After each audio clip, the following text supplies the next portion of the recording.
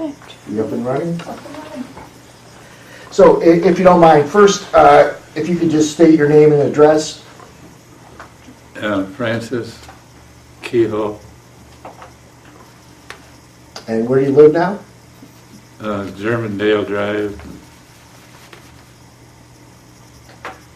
19 Germandale Drive. Mhm. And the, what, you served in the Marine Corps from, what was it, 51? 48 48. to Until, 57. so how did you happen to go in? Well, the Korean War was about ready to bust loose.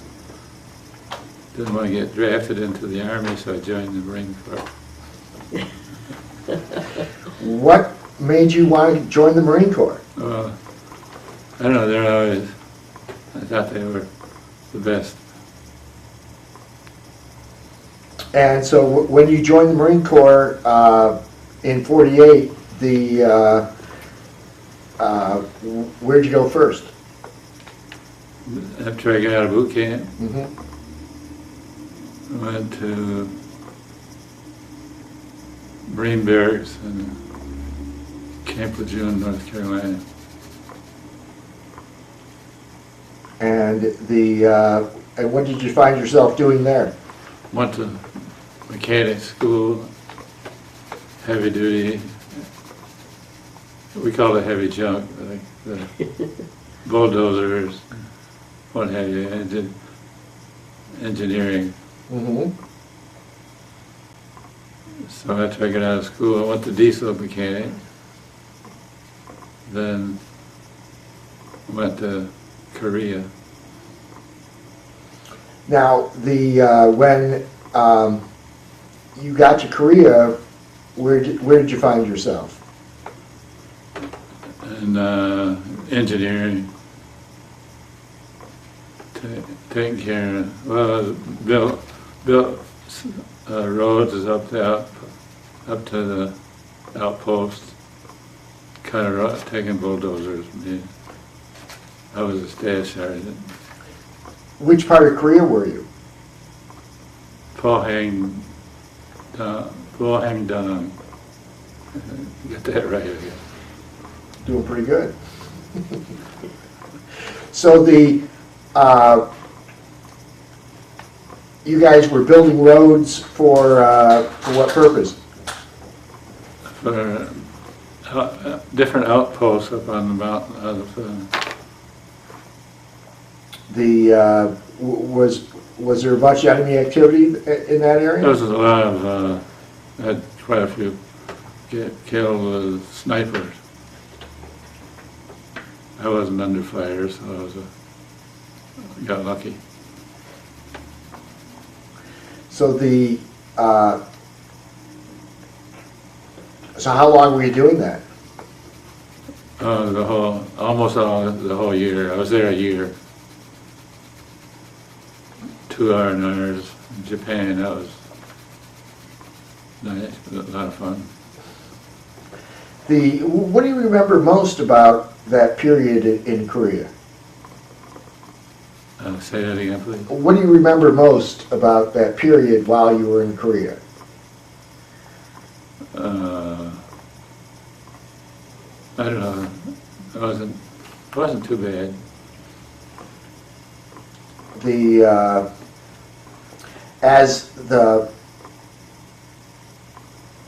Did you visit the outposts that you were building the roads to? Oh yeah.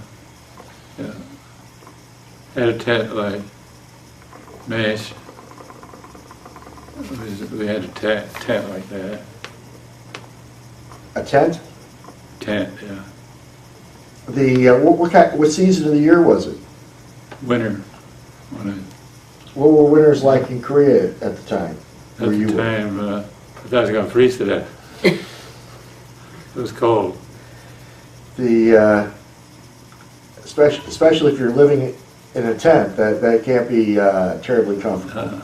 No, we had a little, some kind of a fire. I don't know what kind of a stove it was. It was small. So so that kept us fairly warm. Mhm. So what happened next? After Korea, Mhm. I come back and hardly got here when they shipped me off to Washington, D.C., ceremonial post. And what kind of ceremonial post was that? President Eisenhower. I saw that. What was your role? What exactly did you guys do? We guarded the compound at Camp David. So didn't see the president there. I talked to Mamie. She called and I was sergeant of the guard. So I said, "Good evening, Sergeant of the Guard speaking." And Sergeant, this is Mamie Eisenhower. I would like to let you know that the President thinks a lot of you Marines, but he'd rather you didn't stay out here by the where he's putting. Made him nervous. So I had to put him in the guard shack. Say, sit right here till I call you. I was, Ruined his putting, eh? yeah. He needs somebody to blame for it. Right. Then a little later she called for him. Said the president won't be using the swimming pool. Your boys can go swimming or whatever. So they did. Did you go swimming? They didn't. You had a chance to use the president's swimming pool and you passed it up? No, I had too many duties going on at the moment. I couldn't get loose.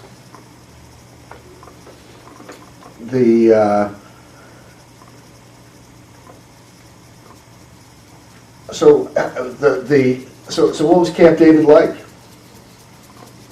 Well, it was diameter-wise probably 100 feet or more than that.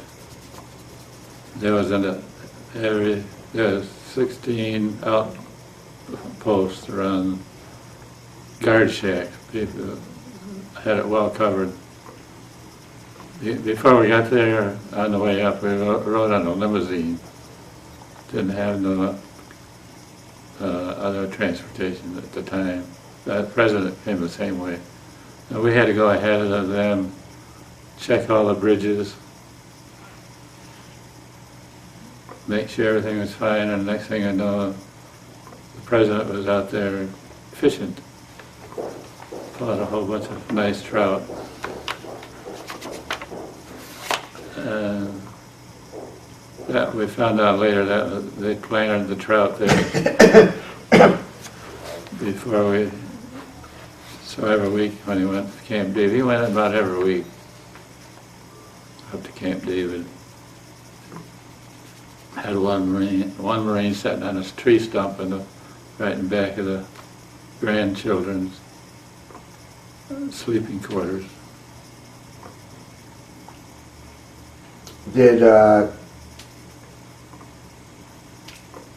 you meet the vice president? No, Tricky Dick, we call him. He wasn't there.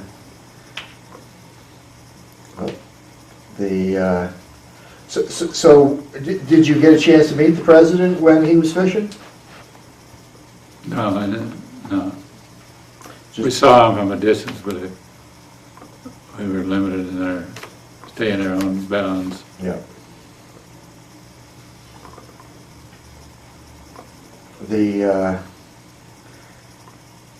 How many trout did you catch?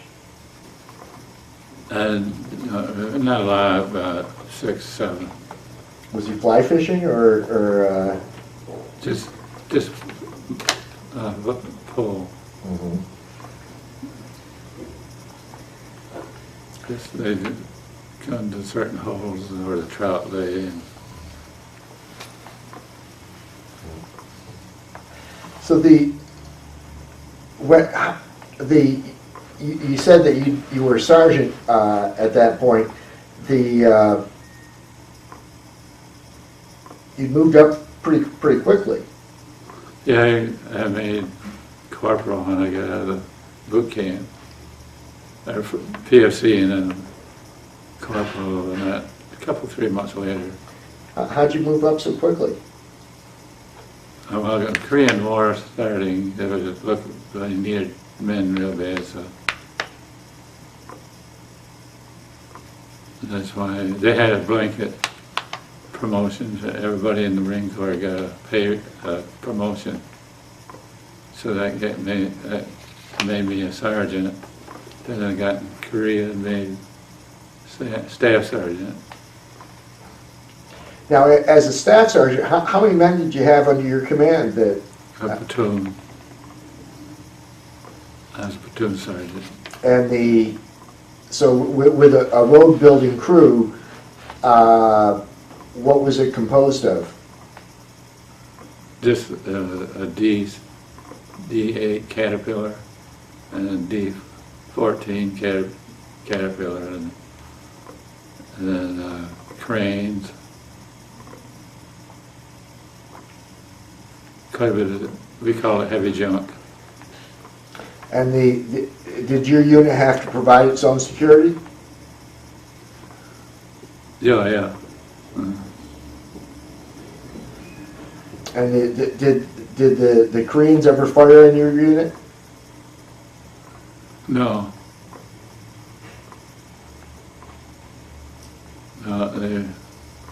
We got lucky there, like I say. The week before, the snipers killed a priest and a couple of nuns that don't know what they were doing there. Wow. They killed them and burned the jeep they were in. How far away was that from where your unit was? About 5 miles, something like So how would you describe your experiences in the Marine Corps? I'll go to that. After 9 years, I decided I had enough. I had a good chance to get a good job in Fulton. So I got out, my enlistment was up and I got out. And then I joined the Naval Reserve. So I put in 21 years in the Naval Reserve. Then I retired on my 60 age 60. Mm-hmm. Why the Naval Reserve? When I got out of the Marine Reserve, they had the Seabees had a thing going here in Oswego. Oh, okay. They called me in and said, we'll make you a first-class petty officer if you join. So I get another promotion. Different bosses. But I enjoyed the Navy. That was good. What did you think of the difference between the Navy world versus the Marine world? Well, the Navy world was much better. Don't get me wrong, I'm proud of being a Marine, but the Navy life was more my style. How's that? Well, I put in for a warrant officer, and I got a promotion into COW 1, then I went to 2, 3, and CWO 4. That's where I ended up. Now, at that point, what were you doing? I had one job. We went naval control of shipping, and we were working with all top secret ship locations, and that was. You had to be careful. Well, you know how much information you let. Had shredders. Everything got shredded. That was all paperwork. And training, more or less. Mhm. Now, as a warrant officer, what was your role? What specifically, did you do? Well, I was in a naval control shipping most of the time. And then I was an instructor at the Naval Reserve Center in Syracuse, or Medidale. Mhm. So I had doing a lot of that, instructing. Mhm. And what were you teaching? More of what we were doing. The control of shipping at the time was real important to them. Now, is there any area that you'd like to talk about that I haven't covered?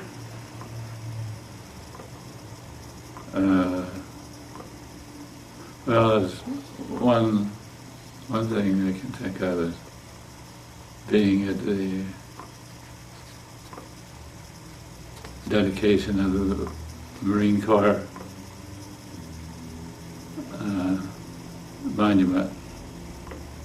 I had a platoon there. They were all dressed blue, and that was quite. How many men died on Iwo Jima? 6,000. And it made me feel bad when so anyway, I had a platoon there, and that was quite interesting, to the dedication of the Marine Corps, or the monument, Iwo Jima.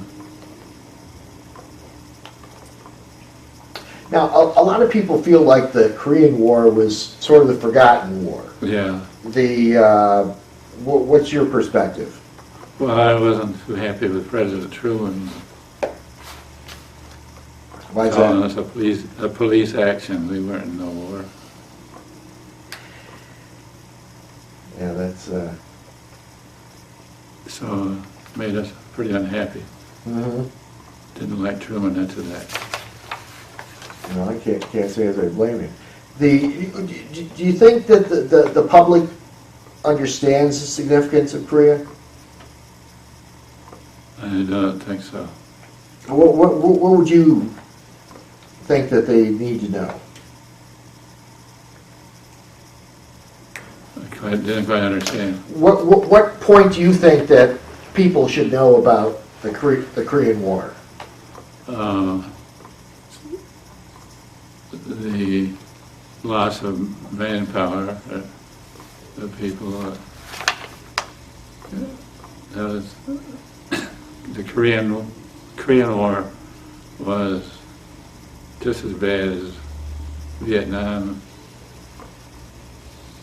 Had more POWs from Korea than any of the other services. That's very true. What lessons did you draw from your experiences in the military, both in the Marines and from the Naval Reserve? Didn't quite understand. What point do you think, what did you learn from your experiences?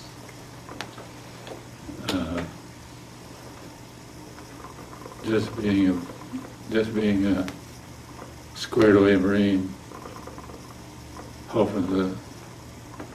So I felt I did pretty well going up the ladder, and doing a lot of instructing. And what did you learn from your naval service? About the same thing. Is there anything I didn't cover that you'd like to cover? Can't think of anything. Can you remember anything we talked about? Look at your paper. Sure. He's got a mean dimension, so it's fine. That's right.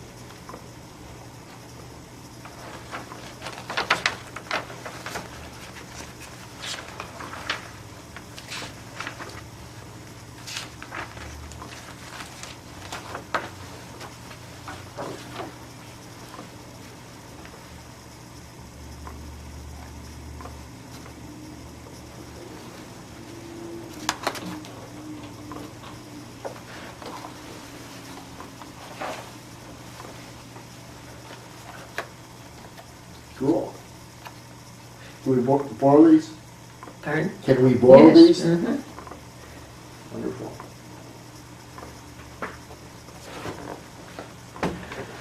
The,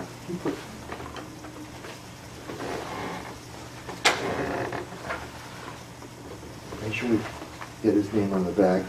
The, what's that? Oh, that was, He's gonna donate that to the, To the museum? yeah. Wow. This is cute. Do you care if I write his name on the back? Is it okay if I write his name on the back? Yeah. If you'll just hold that. oh, Bring it up a little higher.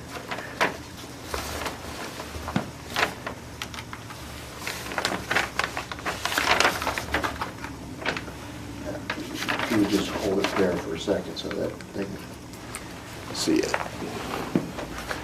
Well, bring it up just a little bit higher. Yeah. And that's your,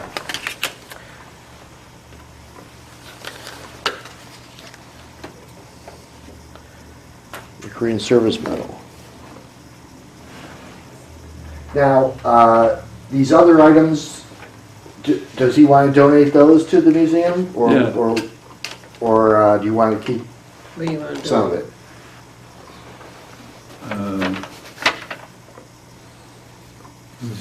how about the red? What is that? Your That's district. a reunion yearbook. Oh, yeah, you can take, you can have it. Wait, Now, is there any other points you want to cover? I'm gonna think something later again. That's the way it always works. It's Yeah. 5 minutes later, then you remember things. The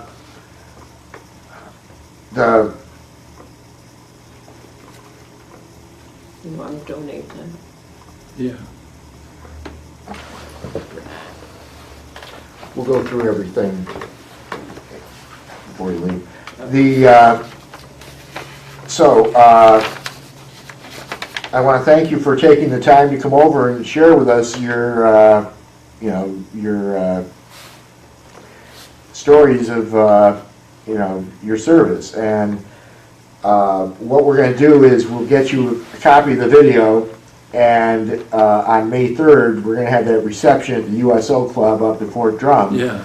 And we certainly hope both of you will be able to attend. And Senator Ritchie wants to thank you for your service. And so thank you for coming over today and sharing some time with us. Yeah, well, thank you for having me. Have a talk. Yeah, what time is that? That'll be from 4 to 6 on May 3rd. 4 to 6, May 3rd. Write it down. Yeah.